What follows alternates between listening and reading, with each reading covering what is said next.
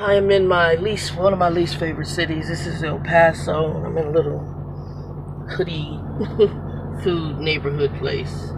This is going to be very interesting because this looks to be the docks right there.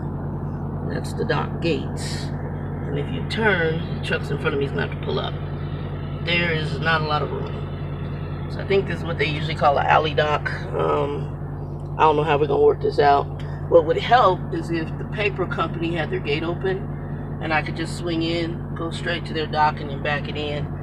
But I'm going to have him pull up. I'm going to have to pull where he's pulling, and then I'm going to have to just really hard jack this into that gate. But I don't know if he's going here or if he's going to the next place, which is also a food company called Ben something. But I'm going to this one. So my appointment's at 8 o'clock. I have to see how the hell they gonna do this. I wish they just bring something out here and ramp this shit off the back. But I have a strong suspicion I'm gonna be trying to back up to this area right here, this little ghetto dock, through this gate. It's not gonna be easy, but he's gonna have to definitely pull up. He wasn't here last night when I got in, so we'll see how this is gonna work. But I need him to pull up quite a bit. Unless his appointment is here, and if it is, I don't know if he's before me. My appointment's at 8, so we'll see. And right now I'm blocking their little gate for their little trucks, so I don't know how the hell we're going to work this out. I had to back down the street to get this position, so I was in the sight side back, because the way my company's GPS brought me in, I was in a blind side back, which would have been worse, because there's telephone poles. So then I went around, had to go out the street, and then back down the public street, in order to turn back in and come this way. Anyway, I'm going to turn this around because this is a video response. Give me a second, y'all. I'm trying to... Good morning, everybody. Let me lower this.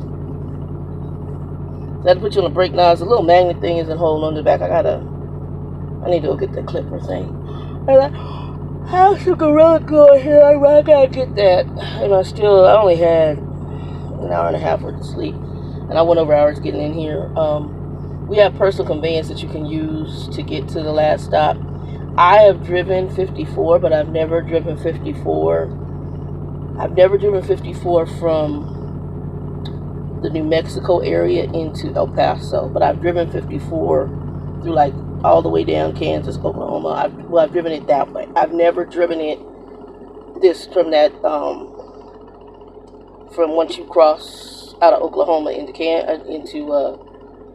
you cross out of, I think it's Oklahoma or Kansas and then New Mexico, whichever one, Oklahoma into New Mexico. I've never driven that before. However I got to New Mexico. I think you hit Delhart for a minute and then you end up in New Mexico. Anyway, I've never driven that to El Paso, the New Mexico part on 54. Horrid. I just slowed the truck down. They had construction, raggedy ass roads. Oh, sweet mother of God. I'm bouncing all over the damn lane. And then, like I said, I'm really cautious because I hate to say, the maintenance of our trailers is not the best. So I'm very cautious on them. I also have not seen how this damn thing is loaded. So, yeah. And this truck, it has a natural pull right because of whatever the hell. I just ended here. Anyway, I went over about 30 minutes trying to find this place. And I had to use personal convey because they have like little spots where you can stop, no toilets. But it's in the middle of nowhere. I wasn't stopping there. I just took the personal conveyance. I'm like, the hell with that. I ain't stopping out here. And I went ahead and came on to the customer because the other thing was when I had Google mapped this and I saw what this looked like, I was like, no, I need to get there at night. Because at that point, I need to position myself and see what I'm dealing with. Plus, I didn't know what the traffic was going to be like getting in and out of here. Thank God it's a holiday, so hopefully ain't going to be too many cars in this area, holiday week. So ain't too many cars in this area. And then I have only had I got to find a spot to park once we're done because I don't have any hours left. I got 0 hours, no lie. But this morning, I want to give up. So This video is for, I think it's Garcia Barnes. You're in my home state of Arizona, in Phoenix, and you are thinking about coming to trucking school. You're looking at Southwest. So what I can tell you, first let me talk about trucking school. I investigated Southwest when I first started out. Back then, Southwest did not do financial aid. I went to them and I went to AIT. Those were the main two big trucking schools in Phoenix. There is a third trucking school now called Phoenix something. And when I looked, they had a pretty decent rating on some system. I don't know if it's Yelp or somebody else. They had like 3 or 4 stars. So you may also want to check them out. I don't know anything about them. I went to AIT. My friend's husband, who was one of my students that kicked off the truck, he did go to Southwest. And I know other people went to Southwest and they did fine. I will say what I was impressed with Southwest was their backing program. Where's my cane? Hold on for a minute, y'all. Their backing program was really good, in my opinion. Find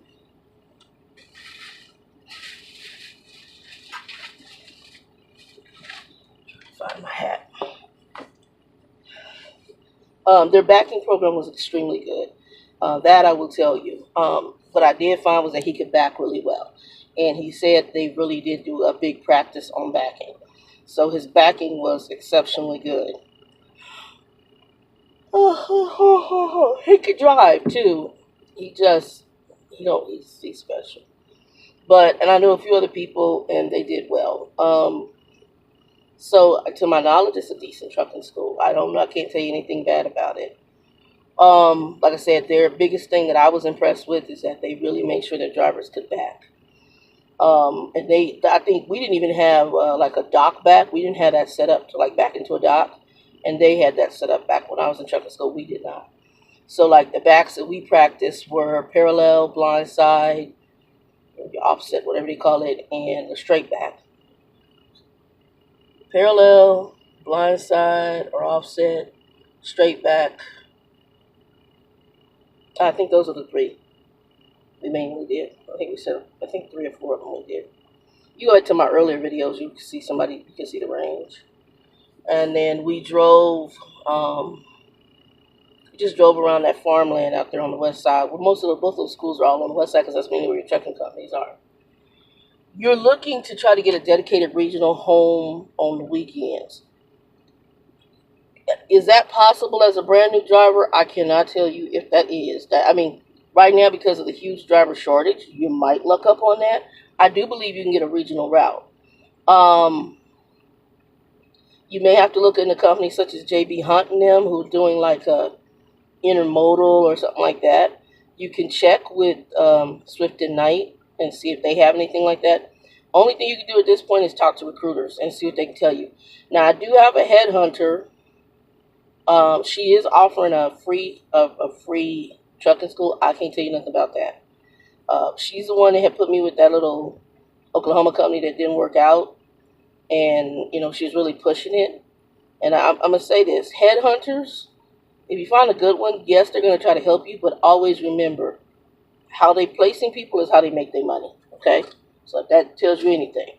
So you're going to have to investigate on top of whatever they do for you. Okay.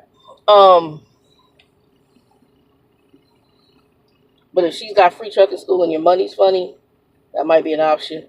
Or you can go to a company trucking school and work through that. I can't tell you regional right out of trucking school. That's usually not something I'm aware of. Usually you have to come in with at least a year or more experience or something like that. But it might be possible. It might be possible. Understand that once you get done with trucking school, though, you're going to be over the road with a trainer for at least minimum of probably 45 days. Okay, because that's your 250 hours.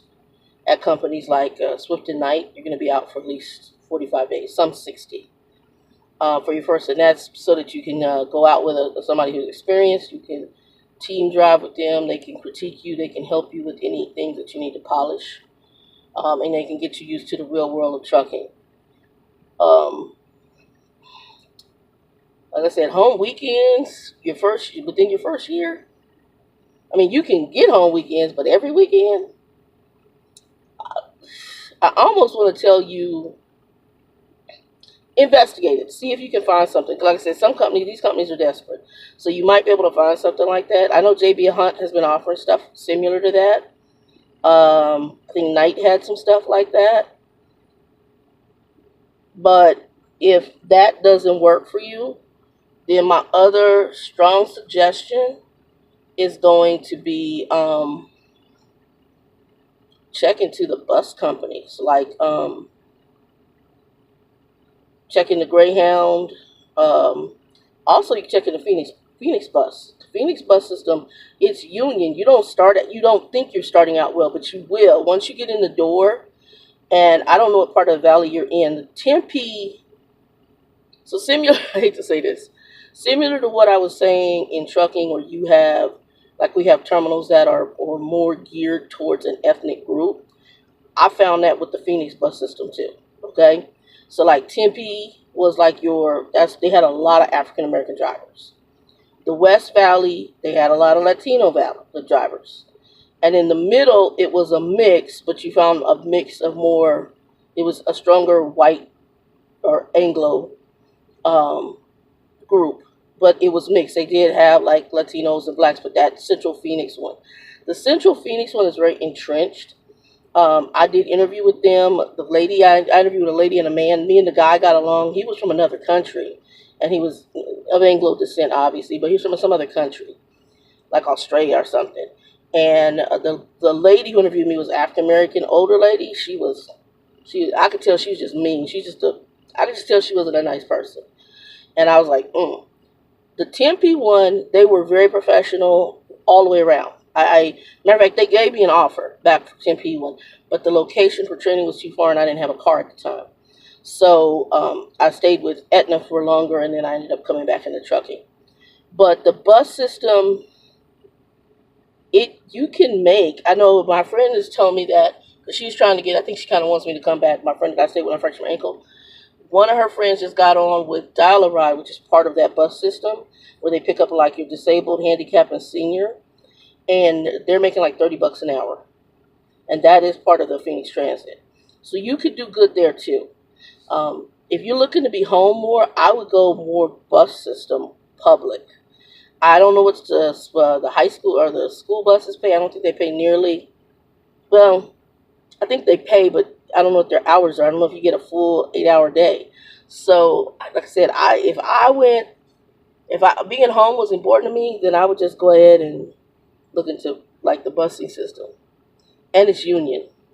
So even though most unions suck nowadays in the world, it's something. It's better than having an HR department, because a lot of people are under the delusion that HR represents you. They do not. HR represents the company. The only way they help you is if it's to help the company.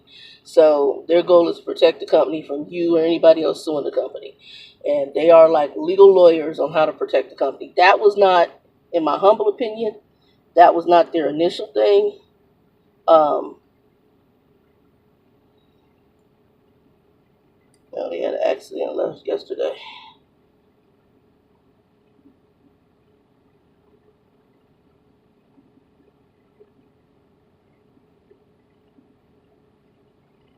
Face-to-face, I ain't me. Anyway, they do this morning thing now and tell you what's going on morning-wise. But yeah, so those are my suggestions. I don't really have any other suggestions for you.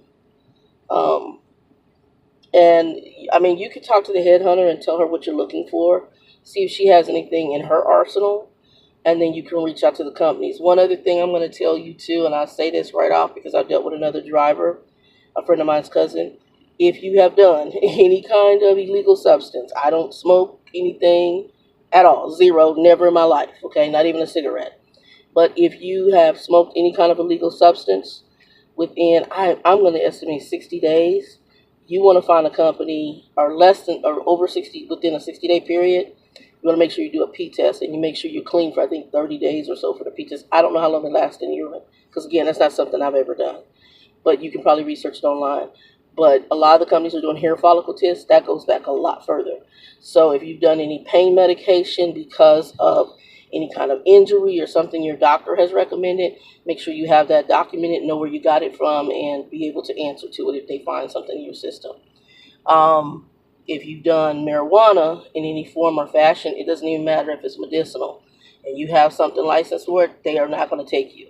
You cannot operate these vehicles and use marijuana, regardless of all the new laws coming into effect and legalizing it and medicinal uses. You cannot operate a commercial vehicle. It is not allowed. So that's the other thing I want to address. I mean, I don't know if that's, I address it all because I've talked to all sorts of people. I don't know if that's going to help you, Garcia. On an A, thank you, because I didn't even know you're watching the channel, but thanks for watching the channel. I'm hoping that helps you out.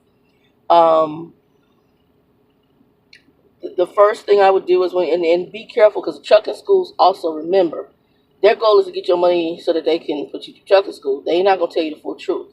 So before you sign the dotted line, start contacting the companies and say, here's what I'm going to do. I'm going to be a new student at a trucking school. I'm looking for this. Do you offer it? And you need to have more than one. And the reason I say that, DCIJams, who came in, he was a contractor. He contacted several companies. This is what he's trying to do. A, he went to college. He went to a junior college to go through their CDL program. He wanted to find out who was going to pay that off for him. Several companies offered it to him, and they also offered him how much they would pay him per mile. When he got done with school and was ready to go to one company, all of a sudden the story changed. So he took the other company who was honorable, as close as honorable as possible to their word. So trucking, like I said, trucking is a game. And unfortunately, even though there's a shortage, there's still a lot of companies that don't know how to leave the game alone. They play it. And you are the least important element in the whole thing. You're a means to an end. The most important element is A, what's on the back of that truck and what they're getting paid for it. That's number one. Everything else to that is secondary. And the third thing is just to put your A in that seat and drive that truck and get that there hopefully on time without tearing up their truck. That's all they care about. They don't really care that much about you. I hate to say it, that's trucking. You know, they try to act as if they do. Now my company is, because of who they got acquired by and because of some of their safety issues, now they're like, oh, you know, safety, safety, safety, safety, which should be the first, that should be a top priority in general. But to me, words and actions have to go together. This trailer should be in much better condition than what it is. The trailer should be in they should be greasing the landing gear. If you want to prevent a lot of stuff, you want to prevent back problems, you want to prevent things for your driver, you care about your driver, then you're going to do things, even with your equipment, to make it not as hard for a driver to do their job. I've spent sometimes 30, 45, 50 minutes out there trying to roll landing gear, from even me getting under there and greasing it to get it to go. That's insanity. They have load locks sitting on our yard in Phoenix. That's what bars you put across the back to secure your load. They just throw them on the ground. Let them rust right there in the middle of the sun. Instead, what they should do when they get those load locks is make sure they work, oil and grease whatever needs a mechanism on there, and they should be sitting up at the fuel aisle in bins where we can get to them, so we can just put them on the back of our truck and reuse them. Instead, this is the intelligence of them. Instead, I have to contact my driver manager every time I'm going to get a load in order to go buy load locks. That later will probably end up at their yard or at a customer's yard and just sitting on the side rusted out. They don't care. It's only about the load. If they looked, like I said, if I could put my management hat on, I could help them with some financial levels, because the amount of money they waste on foolishness is crazy. And that money could be turned over to making it more convenient for the driver, and really probably even saving the company some damn money between turnover and certain things on the equipment, and probably even some of their claims, physical claims just for their drivers. Some of this could be totally avoided by just doing a few things. But anyway, that's neither here nor there. Guys, be blessed. Garcia, I hope that helps you. If you have any questions, I hate El Paso. I really do. And I'm going to say this real quick, because people don't want to, you know, it's not because it is a heavier Latino. It's just so poverty looking to me. And we have a place in Arizona called Nogales, which is very similar. It just seems poor and struggling. Now, Laredo, which is another border town, love it. green, pretty, lush. And they have some beautiful housing sections here. But there is a majority of this city that looks just like where I'm sitting. That's the majority of the city. It's disgusting. Yeah, usually I get in El Paso, and I've never actually delivered in El Paso. Well, no, I lie. Yes, I have. But maybe twice. Most of the time when I was working for Conway, I pick a load up off our yard here and take it all the way up to Canada. I never really delivered, or I took it somewhere in order to position for a Canada load. I never ever delivered here except for twice.